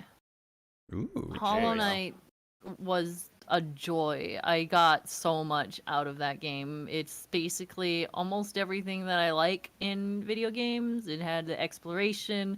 It had that brutal difficulty that I like. Hitting my head against a brick wall until it crumbles. I do that in games, so I Which did you that did. in Hollow Knight. And it was just really good. The difficulty scaling was really respectable. The power-ups were fun. The growth in it was spot on for like any Metroidvania. It was just all around a great experience. I have Nice. consistently heard so many good things about Hollow Knight over the years, and I just put it off, and I finally tackled it, and I'm like, oh god, I like this a lot. I have a question for Really you. Did you beat the game or did you 100% the game? I 100%, but not like 120%, whatever that is. Okay. Yeah, sorry. That's more so what I meant was the 120%. I did not 120. Because I enjoyed playing Hollow Knight a lot. I enjoyed running around that world. I enjoyed playing it. I enjoyed beating the main game. That DLC can go to hell. Oh no, I poked around in that DLC. I basically like poked my head in it, and I was like, I see. This is what this is. All right, I'm done. Bye. And I just like continued on my merry way. I was like, Yeah, I'm not exactly. doing this. And I'm when I went to the- when I especially went not to the arena. I'm streaming like, that. no. Yeah. Absolutely not. That's what I've Like, been that's- hearing. That's what I've been hearing. That's something that I would do on my own time, just for the funsies. Once in a while, I just go in and do a couple of attempts and be like, oh, okay. Or binge it for a day or whatever. But I was streaming it, and I was like, I'm not gonna sit here and play like 50 battles in a row. I'm done. I want to beat the game. I want to move on. No, I want to do something else. And like, I did the Coliseum, right? The stupid Coliseum that doesn't even count toward anything. And Yeah. that was hard enough. I spent probably like 2.5 streams doing that. So I'm like, I'm good. I'm good. Yeah. That was actually one of those things where my fiance was just kind of like, should I play Hollow Knight? Because she'll buy a game based on aesthetics, but she has the best way I'll put it is that she does have like difficulty beating games. So like any game that she starts, it's just if she actually beats it, it's just like, okay, great. And it's not like she's gotten a lot better recently. But when it came to Hollow Knight, I was like, aesthetically, I think you'll enjoy it. I don't think you'll actually enjoy it. Right, right. It can be brutal at times. It's pretty hard. So I definitely yeah. I didn't even come close to doing any kind of 100%. I was just like, I'm going to the end. And everybody in chat was like, you're gonna 100%? I'm like, no, I don't think so. See, you knew how to enjoy the game for yourself, and I respect that. Yeah, dude. Play at my own pace. And we have- That's the way to do it. Even Kador in chat, oh man, Hollow Knight is a trip of a game. First time I tried playing it, very quickly got lost and just stopped playing for a good while before finally picking it back. Does it have like OG Metroid feel where you just have like no idea where to go and you just have to feel it out? Yeah, It is basically. very much a game like all about exploring, and that game does exploring fantastically. Really? So praise Hollow Knight for that. It's so fun to It get really lost in that does. world, and like you'll find people with maps, so you'll buy the maps, and then suddenly you can see it all. But like until then, you're just kind of sort of like filling it in and being like, yeah, I think I kind of know where this is. I think I know. Yeah, where you that is." don't even have like a marker on the map marking where you are at first. You have to buy that. Yeah. So when you go into the world the first time, you start walking around and it's like, where am I? I can't tell where I am on this map. This sucks. Mom, please come pick me up. Pretty much. That's pretty much the vibe. This is making me want to play though. Hollow Knight again. It's so good. I'm sad because I just beat it and I want to play other things though, but I'm also like, but what if I like did something else in the game? I don't know. You could always wait for Silk Song. Yeah, That's that's supposed what to everyone be else is doing. Yeah, Yeah. that's why I played it. I played it because everyone was freaking out that Silk Song is coming out soon. I'm like, well, I haven't played Hollow Knight yet. I should probably do that before Silk Song comes out. So I did it. I did the thing. Yeah. Well, it's nice to know that Tingle's in the game. Sells you maps. For real though, for real. So my number 2 technically echoes Josh. Also Mario Party Superstars. No. Pokemon Legends Arceus, or Arceus if you're nasty, is my number 2 game of 2022. And the main reason for that is because it did a lot of things that, especially with my experience playing Scarlet and Violet, I thought Arceus was the better game, and for a number of reasons. Now, I know a lot of people get really upset about like whether or not a game's open world. Is it truly open world? And games like Sonic Frontiers and Arceus got like flack for this, where because they weren't truly open world and they were technically like open zones, that people were kind of upset about that. But I think honestly it worked in Arceus's favor because it created a much smoother experience. And that's something we couldn't have known until we played Scarlet and Violet and we're like, oh crap. This is why. I had a feeling it was going to go the way that it did. They were going to take a step back from what they did with Arceus and do something lesser with like the battling and capturing, more classic Pokemon approach. Yeah, and Whatever. and it's funny because like I was thinking, oh well, how are they going to do like the catching mechanic? Because Arceus has a really cool and fun catching mechanic, and they were like, we won't. And again, like my fiance who played a ton of Arceus, she hates that they reverted that. Like she really liked Arceus's like catching mechanic, and I did too because it was actually kind of fun to just go around and be like boop, boop. Yeah, I also really like that, and I was disappointed when Scarlet and Violet came out and they kind of went back on that. Because in general, I don't really like turn-based games. They're hard for me to keep my attention on it. Like I'll play them and I will enjoy them. I'm not knocking them because you like what you like. Yeah. But for me, it's like playing a turn-based game takes a bit more effort for me to remain invested in it. Mhm. I'm much more about like the action RPG or just like, or Arceus, you run around, chuck balls at Pokemon, and then, hey, you might catch it, you might not, but I'm already down way half the map, and I'll see if I catch it in a little pop-up. And like I enjoyed that. I vibed with that a lot. And I was thrilled to see Pokemon take that direction. I had a feeling it wasn't gonna stick because Pokemon is so rooted in that The turn-based battling, RPG, the battling, and I had a feeling it was gonna end up being that way. But man, for the catching, I just really, really liked that. I would love to see. I would personally love to see Legends as like its own side Yeah. thing for Pokemon, and just getting like we have Legends Arceus, and then maybe we have like Legends Lugia. I don't freaking know. Just like something of the other gens, and like, you know, have exploring more of that type of gameplay. I would love to see more games like that, even if it's not like the main quote unquote Pokemon game that everyone looks forward to.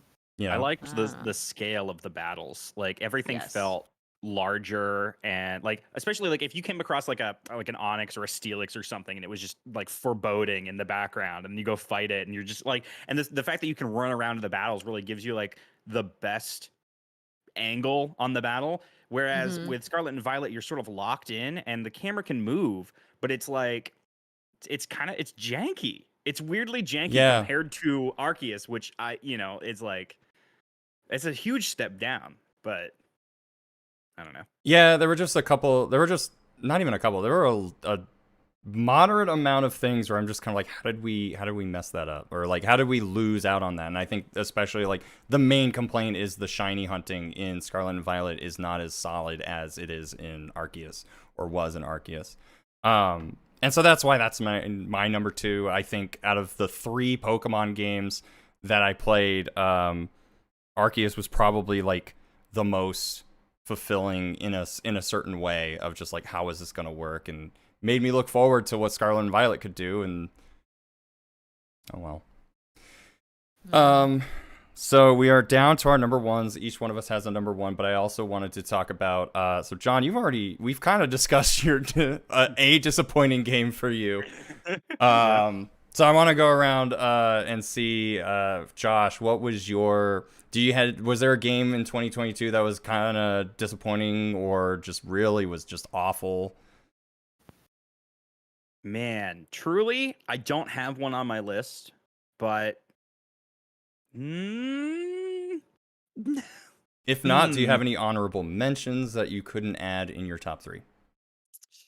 Yeah, I mean, I kind of wanted to talk about Pokemon. We were just coming off of Pokemon, so might as well talk about Black and White, which I played again this past year in sort of preparation, I guess, for Scarlet and Violet. And I really, really, really loved Black and White. And I didn't, because when I first played it, like when it first came out, I was not into it for some reason, and I couldn't even really pinpoint why while I was playing through it again, because I was enjoying it so much. And I just like I said before, like it feels like a swan song to the classic Pokemon style, 2D sprites and pocket dimensions, and like before they went to full 3D and tried to figure that out for some years, and they're still figuring it out somehow. Pokemon Black and White feels like a culmination of all the best stuff from Pokemon leading up to that point. And I am deeply in love with the fully animated 2D sprites in all of the battles. These are my favorite thing, and the fact that they only did that one time and then it moved to 3D was, I just feel, well, I guess they did it twice. Black and White 2 exist, but you know what I mean. Like the style is so good, and I miss that. And at the time, I think one of the things that I was struggling with at the time of Pokemon Black and White coming out was integrating the 2D sprites into this 3D world.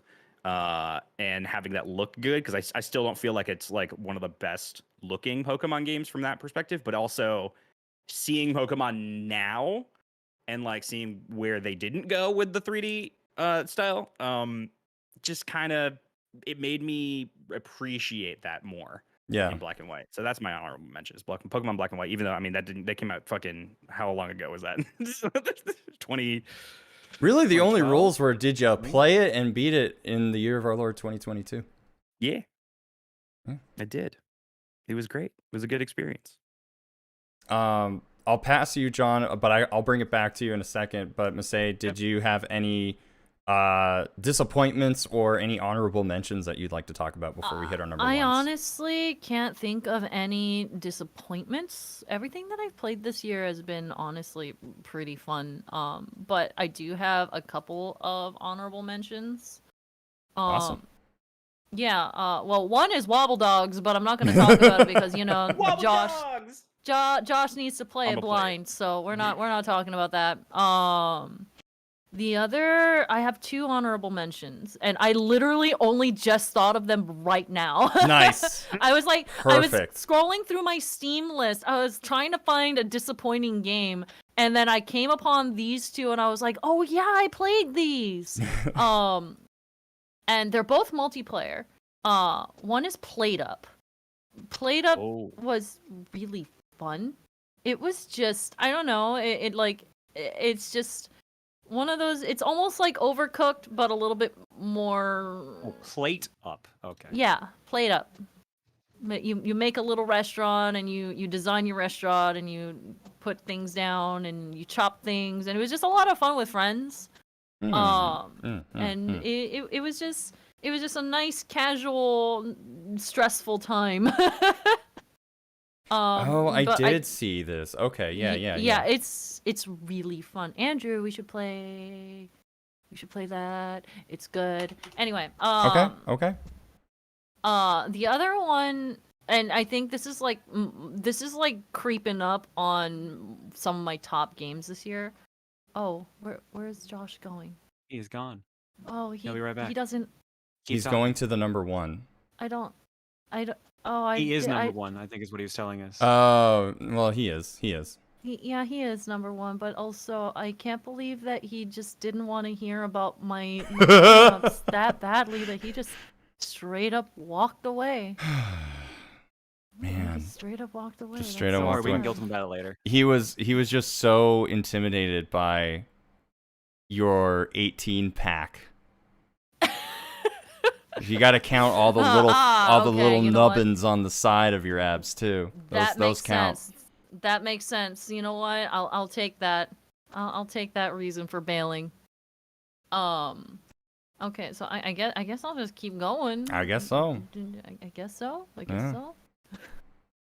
I'm like just. I'm just glad we explained it for the audio podcast version. They're all Yeah. they're just like, what the hell? As they're just continuing to mow their lawn. Whatever, it's fine. Please give us a good rating on Spotify or Apple Podcasts or wherever you get your podcasts. Yeah. Be sure to like, comment, and subscribe. We talk about abs here. At least, yeah. Did you know that you have abs on the side of your abs, but only in comic books? I do. And Mass I Effect. do. Hello. Welcome Hi. back. I just You really needed okay? to use the bathroom, and I didn't want to interrupt. See, number Oh, one. okay. That's what he Don't meant. worry, you did in fact interrupt unintentionally. Number one. we were all wondering what happened, and so we started theorizing while you ran away from me. Oh. Blue Knight says Joss vented in advance. I had to go scream off camera. Just Josh things, you know. So my next runner-up, and I think this is like I do like this more than Play It Up. It's Core Keeper.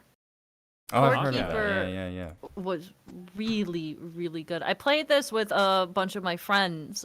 We just had our own little server. I did not stream it. I didn't do anything. It was just a personal, like, playing with friends sort of deal. And we just made this really awesome base. And I was just like, holy crap. And it's wild because I don't think it's even done being made. They keep updating it. They just recently in November put out a new biome or whatever, and we keep trying to schedule time to go back to it.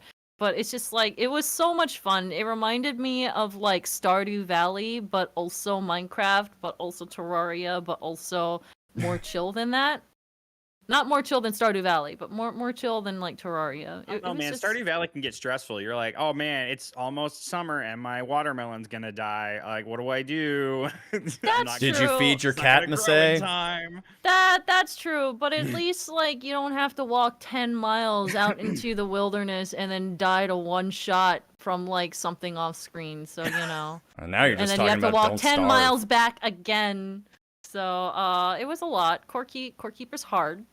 It's a hard game. But it was a lot of fun. Core Keeper was great. Glad to hear it. Coming back to you, John, do you have any additional honorable mentions or anything else you'd your list of grievances? Let's get them Yes, out. I certainly do.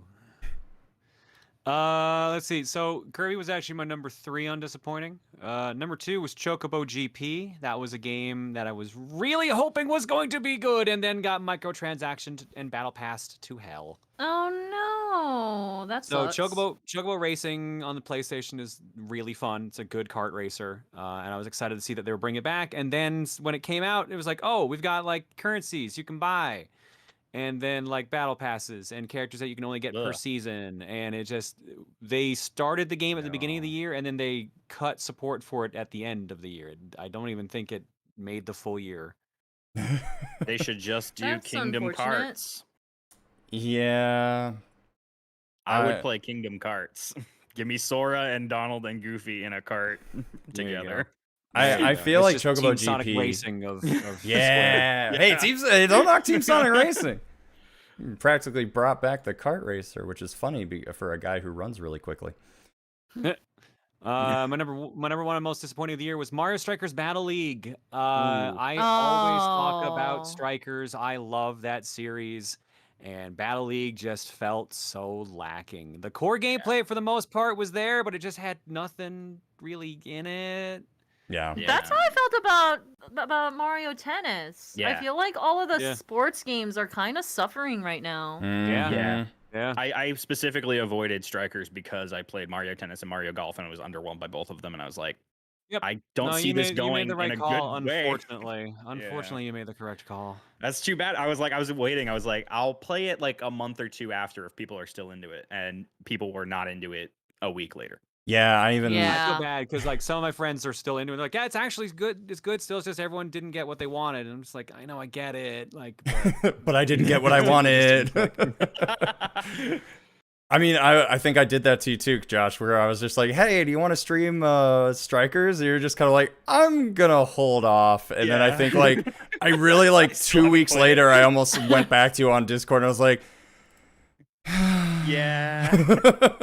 yeah. Did I have a good time? understand. I absolutely did have a good time. But unless you're willing to like do all the things that they wanted you to do for like the competition side of things, it was very lacking. Especially with like the courts, I think was like the biggest disappointment to me.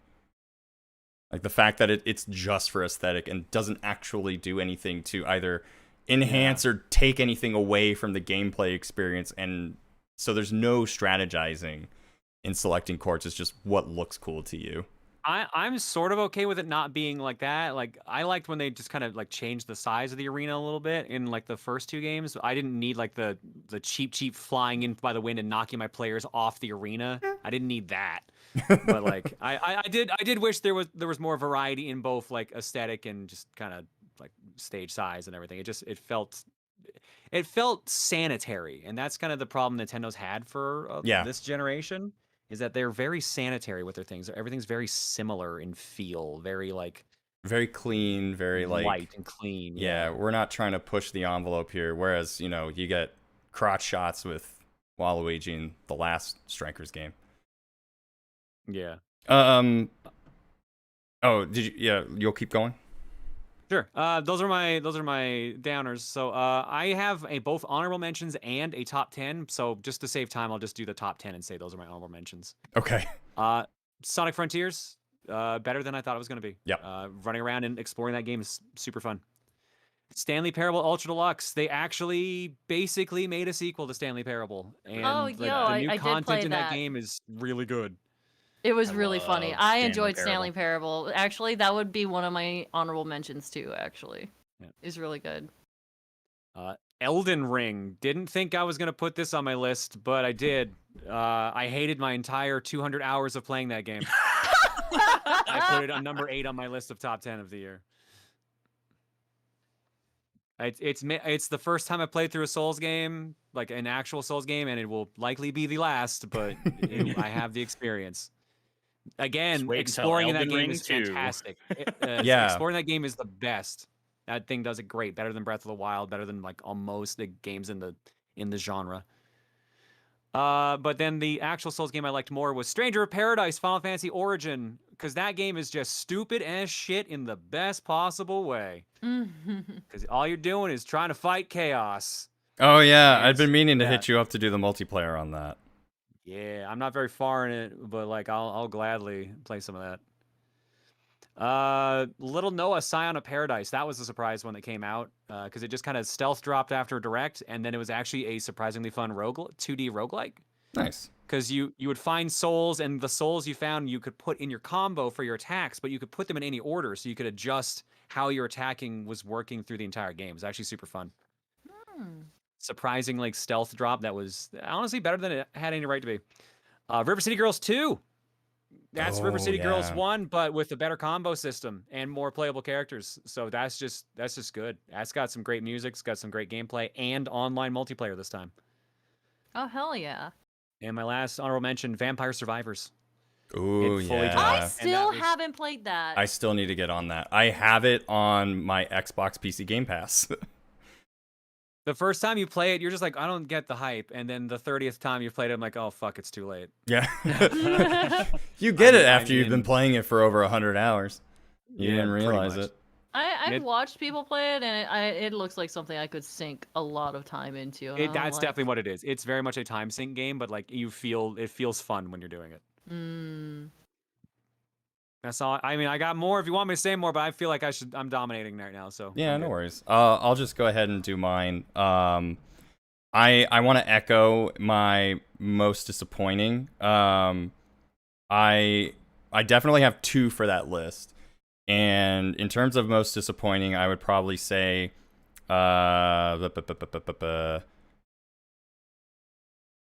actually, I have three good ones for most disappointing.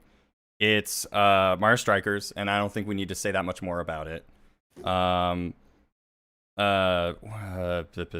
Brilliant Diamond, I think, was probably really, really disappointing for me because I really wanted to buy that because I wanted to finish my Sinnoh decks and have all the Pokemon be from Sinnoh, of a Sinnoh type game. And so I got that, and I got a second chance to get some of the legendaries and mythicals from Sinnoh in their original way. But there's just something wrong with that game and how it was translated. And even if you like the top-down perspective on that game and you like the way that it used to look and translated onto the Switch, it's very clean and nice looking. But there's just so much wrong with it that I was just kind of like, I don't understand why I'm having difficulties like moving around and why this game just feels clunky and why they made so many different bizarre design choices where it was like, we don't want to be completely faithful to the original games, but anytime we did something stupid, it was because it was faithful to the original. And it was kind of like, why? Yeah. There were just so many things wrong with that remake where I was just like, how did you drop the ball so hard on this? But I think my most disappointing game, and I only say it's the most disappointing because I paid MSRP for it and it technically costs more than it should have. Nintendo Switch Sports, Ooh. I think, was the Oh. absolute most disappointing game I had ever played in 2022, and is probably the only reason why I even want to talk about most disappointing games. And I'm Yeah. surprised I'm the only one that brought it up, but that 'Cause game, I didn't play it. It's The I also awful. didn't play it. It is the Wii awful. the Wii Sports train left the station a while ago. It left the station a while ago, And then and this one showed up and was like, "Hey, I'm here now." Oh, too late. That train is gone. and like, so I got to play it a little bit early at PAX East because a friend got a review copy, and so she wanted to test out like the multiplayer aspect of it, and so we played a little bit, and I'm like, okay, I can see how this would be fun. I can see how the online multiplayer could be good for this, and it's so restricted that unless you have like a certain amount of people in your lobby, you just don't play certain games. And so most of the time that people play it, they're only playing bowling and like one or two other games, and that's it. Oh, yikes. They like botched the online multiplayer so hard. The fact that you can't like play with friends and level up your card so that you can buy like the cosmetics with your points that you earn. You can only do it when you play with randos. Like, that made absolutely zero sense to me. And they just took too long to update it. Like they said, oh, golf's coming soon, and it's been over 6 months. That game came out in what, like April? There's a stream VOD on my channel of just playing it online, and that's the only stream VOD I ever did of that game. Maybe I played it one other time, and I haven't played it since that stream because I was just like, this wasn't that fun. And because they weren't updating it and it took them forever to get golf, I was just like, this was a waste of money. That's unfortunate. Oops. I think that was like the first time in a very long time where I actually felt like I wasted money buying a video game, which you don't want to feel. In terms of honorable mentions, I want to throw up Mario Golf Super Rush because that game is way more fun than I thought it was going to be, especially playing it online. I know some people, like, it also does, especially when it first came out, it was pretty bare bones, but I did enjoy playing it with friends. You can see my entire anime character arc where I streamed it, sucked, streamed it again, was pretty okay, so I did a whole training montage. You can see that. And then I did really enjoy Sonic Origins, but there were some weird issues, so I just couldn't put it in my top 3. Cowabunga Collection I would definitely have as a, especially now that they've added more online multiplayer to that game since its launch. And Shadow of Rose. I actually really enjoyed Shadow of Rose. I thought it was a nice little epilogue to the story, and so I won't talk too much about it in case anybody here or in chat wants to play it and experience the story for themselves. But it continues to remind me that, fingers crossed, Resident Evil is maybe starting to head in a better direction than it had been over the last like couple of games. And God of War Ragnarok, I am technically putting on my honorable mentions because I did not beat it, and that is the only reason why. It would be my number 1 if I had. Speaking of number 1s, let's go do that. So we will go ahead and start again with Josh. And what was your number 1 game of 2022? Splatoon 3. Ooh. Splatoon 3 immediately hit like top 5 games of all time for me, like very quickly. Really? Wow. I deeply loved Splatoon 2, but the thing that I didn't love about Splatoon 2 was that the multiplayer lobbies were kind of bad. And that's like the biggest change, I think, with Splatoon 3's multiplayer, is that the lobby is just completely overhauled and is fantastic now. And it's a lot easier to like link up with friends and things in various game modes and actually be able to play with them. Because like basically all of the ranked modes in Splatoon 2 were locked to solo. You couldn't do any of like the bonus modes unless you were playing private lobbies. And so now they kind of broke it up to where like the ranked stuff is you can do solo, but then there's also like a casual ranked mode where you can play with your friends. And there's that, and there's a whole bunch of other things I could list off about the lobby that make it better. But just know it is so much better than Splatoon 2 in every way. But then it's just more of the same. Like I just loved Splatoon 2 so much. But yeah, Splatoon 3 and like the single player took all of the best stuff from Splatoon 2's Octo expansion and turned it into like a full-fledged campaign. Yeah. Like, you know, like even like there's new weapons, but like the new weapons aren't even the focus. Like the focus is definitely better multiplayer lobby, better single player, more game modes. They have like that table turf game, which is actually pretty fun. Like the card game, you unlock cards throughout the game, and you like it's like a sort of a miniature turf war. Yeah. It's pretty. Yeah, it's really cute. Yeah, it's really. Oh yeah, I forgot about that. It's awesome. I love all the art for all the cards. Collecting them is cool. The thing that I didn't like about Splatoon 3 is that the Splatfests feel like they're all over the place. They can't nail down what they want to do with Splatfest. I mean, that's been the same thing with every single game so far. The Splatfest is always the worst part of the game. They keep they change. They keep changing stuff, and that's cool. Like change is good, but like the core of Splatfest gets lost in all of these changes. Mm-hmm.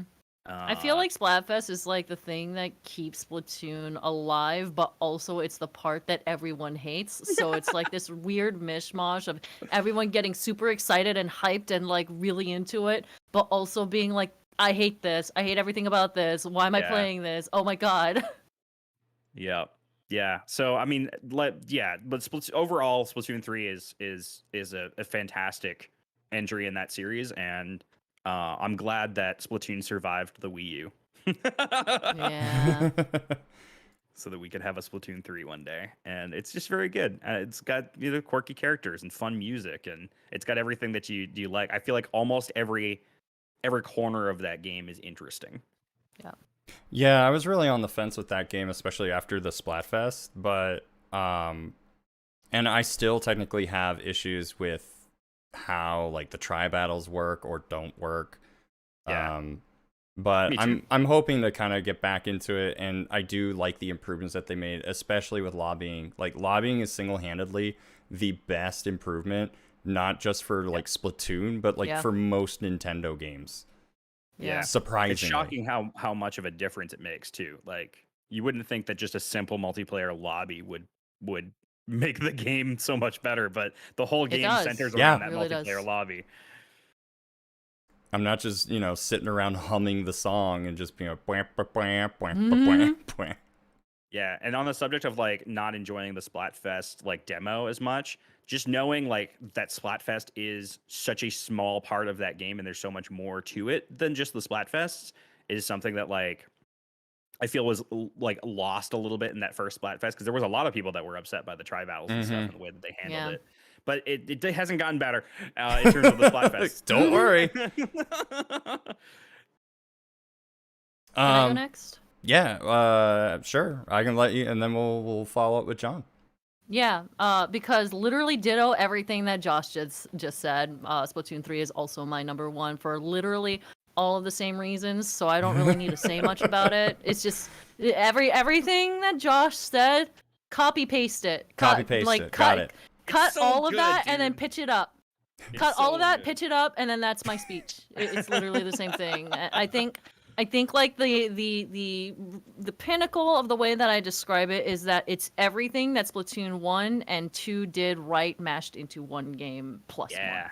That's it. They learned from both experiences and they made a Splatoon game that is graceful, fun to play, really snappy. The UI is phenomenal. Everything works well except for the connection sometimes, which is my main gripe about it. But I mean, as a game itself, barring the internet connection, it is stupidly well designed.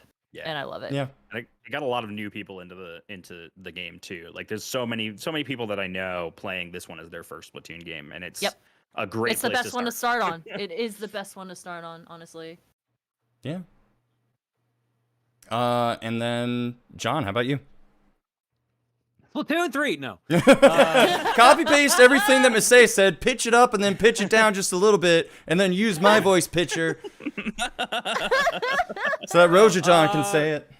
Infernax is my number one. It was a 2D Metroidvania, Zelda 2-like game that just goes absolutely off the rails, has a morality system, has music by one of our friends, Family Jewels. Yeah, that's cool. It's dope. generally like it goes absolutely insane. It starts off as like this, like, oh, you're just like part of the Crusades. You're like a religious man who needs to help like rule over an area and like deal with like demons and stuff. And then it just goes a million different directions. It is just incredible.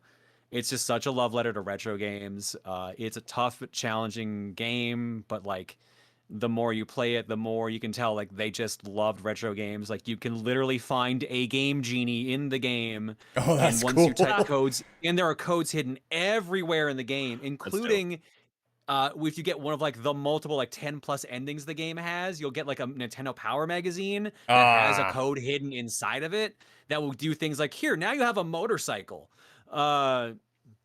It's such a weird, charming game, and it's just fantastic. The fact that the morality system actually kind of works in such a simplified kind of game is impressive. The fact that there's so many different endings in the game is just impressive, including like, you know, like your standard, like, oh, you were good, you were bad, you were like in the middle, like, oh, you were bad for the most of the playthrough, but change your mind at the very end. Like little things like that are like such a nice touch. And then there's just all like the weird Easter egg endings of like, oh, you went to the first town and then just fell asleep for 7 days in a row, so everything burned down around you. But here's a Mario 2 It's All a Dream ending just for funsies. Like it's just so charming and just so well put together. So it was like it's the only game this year that I basically played through multiple times. And like if a game will get me to play it multiple times, that means it's something special to me. So Infernax easily game of the year.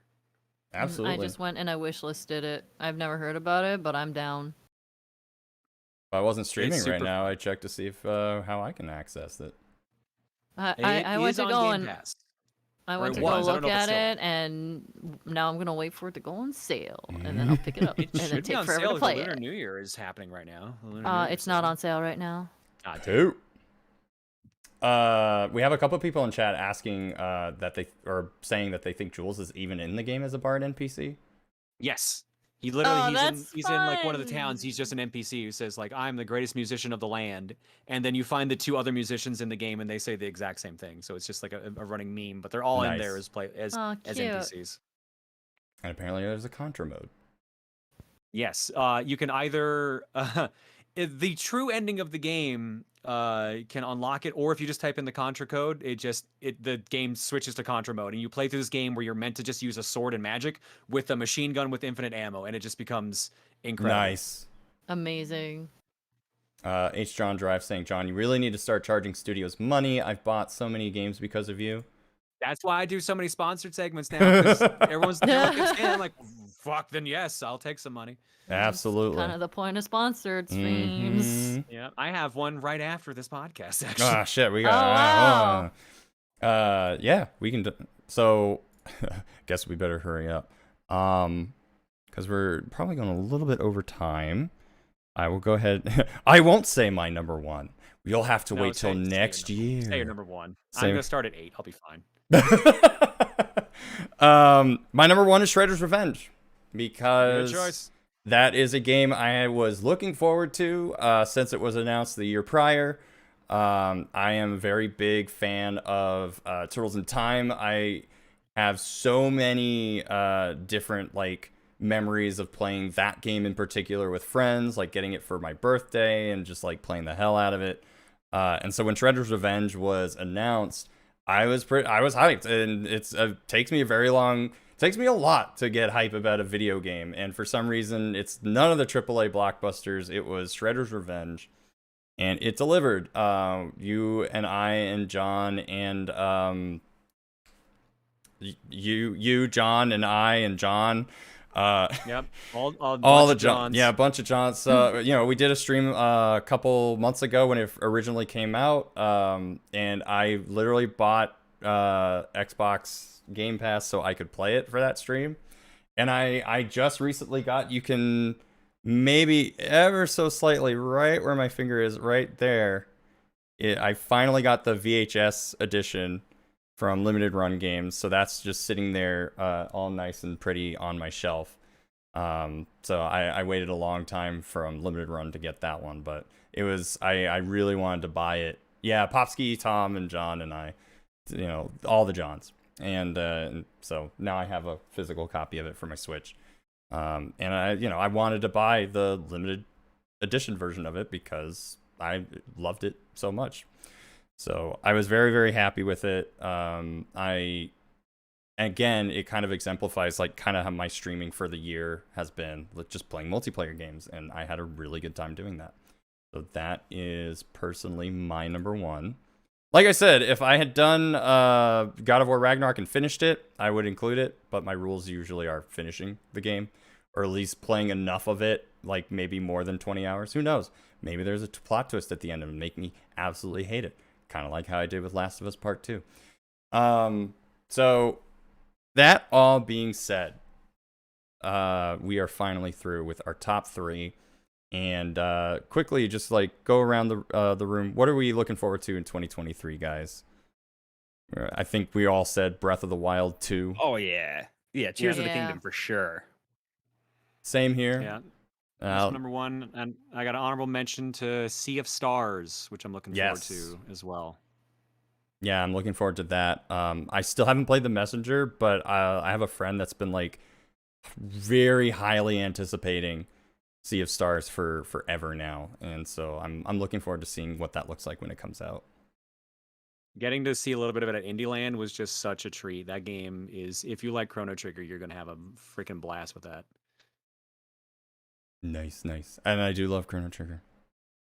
God, I was obsessed with that game for a time. Masay, are you looking forward to? What are you looking forward to? I mean, Tears of the Kingdom is like the one that I'm zeroing in on completely. I can't think of anything right now that is like coming out that isn't Zelda, but I think it's just because Zelda is overtaking my entire brain. No thoughts, only Zelda. No thoughts, only Zelda. Dude, Link has long hair. I mean, come on. Long hair, don't Link care. has long, pretty hair. Long, luscious locks. Long, luscious locks on this boy. Ugh. Ugh. God, what else am I looking for? You know, I'm looking forward to. Actually, the only other thing I think I'm really looking forward to is Final Fantasy VII Rebirth. But that's just me. I just want to know what they're gonna do with the story. That's what I want at this point. I'm not playing it because I love Final Fantasy VII. I want to know what the hell they're doing that's different from 7 at this point. Basically, Because yeah. the way that remake ends is like, whoa, okay, you thought you weren't getting to make any more of this game. I can tell. This could be the last one. Maybe it's not. Who knows? Yeah, hashtag Link's long, luscious locks. The hell of a tongue twister. Yep, that's the one. Chef's kiss. Mwah. All right. Well, and then Spider-Man 2. Yeah, I really enjoyed Miles Morales. So Spider-Man 2 is going to be. That's what they're planning in 2023. But I wouldn't be surprised if it gets booted at some point. You never know. Well, thank you guys for being here with me. That was it. We are done with the episode. I really appreciate you guys just hanging out and talking with me about games as always. No worries. Yeah, thank you for inviting me. It was fun. Always a good time. Let's go around the room again real quick and say what you guys are up to. Where can we find you? Josh, we'll start with you. Yeah, you can find me at Josh Jepson on YouTube and on Twitch. I do streams usually focused on like Friday, Saturday, Sunday, but I stream throughout the week sometimes. And I'm playing a lot of Banjo-Kazooie ROM hack stuff right now, and I'm planning on introducing more Zelda stuff into my stream lineup this weekend. I'm doing a Twilight Princess HD 3-heart Ganondorf Amiibo hard mode thing, which is like 4 times the damage and also no heart respawns and also I did that. Crazy Oh yeah, you I did. literally did that. I did it a year ago, and this year I have to die fewer times, and that's the goal. So. I feel that, dude. Good luck. I've done that run and it sucks, and good luck. Thank you. John. Twitch.tv/ProtonJohn. I stream Mondays, Wednesdays, and Saturday nights. Although tonight I am streaming as well, because tonight I'm doing a sponsored stream for Persona 3, because that got released today. Jeez, on dude. modern systems. What year was it? Yeah, I know. 2006 Well, apparently. the PSP, so it's a bit of a jump. Oh yeah. Other than that, yeah, like what do I got coming up? Like next week, I think we're doing a big old run of streams that are just like viewer choices for Cookie. So over the last year, people were like spending their channel points to suggest games to come up and play for a half hour. So we're gonna put them all in polls and just see what we actually end up playing for like the next couple streams. Nice. And I'm almost done my Xenoblade Chronicles playthrough. That was a charity incentive from Coliseum last year. Hey. So that is theoretically ending on the 30th. That will supposedly be the last stream of the game. Other than that, Coliseum's coming up in March. So at least 3 of the people you see right here, right now, well, the shirtless man and Josh and myself. Wait. We'll all be there running segments and just having a good time raising money And for we'll charity. all be shirtless. Yeah, I guess no. my invitation must have gotten lost in the mail. So it's whatever. It's okay. And yeah, I was gonna say something, but I'm like, no, I can't say that actually. So yeah, Miss A, how about you? Where can we find you? What are you up to? Hello, I'm on Twitch and YouTube. You know, I do all the nerdy things. I am playing Pokemon Scarlet on Twitch right now. I'm literally endgame. I beat the Elite Four and became a champion literally in the last stream that I did. So, like, that's one of the 3 branches done and put away. So, I'm getting there. I'm literally right at the end. I'm there. I'm there. There. I'm also I believe over on Thank you. I'm also over on YouTube, in which I am tackling Skyward Sword, which I still am trying to get ahead on videos for that, and it has been a time. But I also stream there. I'm doing Little Gator Game on tomorrow. Hell So, yeah. I thought Yeah, you just it said looks gamer really game, cute. and I was just like, okay, No, yeah. What is it Gator. called? Big lizard, little lizard boy. It looks really cute. Little Gator Game. Gator Golf. Oh We have Dr. But- Bowser in chat saying someone needs to buy Miss A the Buff Man cheese shirt so she can wear it at Coliseum. Oh my god. Well, Flex. everyone else won't know what the heck that's about, but at least I will. That's very important to me. And you can find me right here at youtube.com/laughingboy. You may have seen me in chat just like kind of nudging everybody along just ever so slightly. But if you haven't subscribed, you know, please help support the channel and the podcast by subscribing. It makes me feel good. Every time I see the number go up, it sparks something in me. And when the number goes down, I get big sad. So, you know, be sure to subscribe.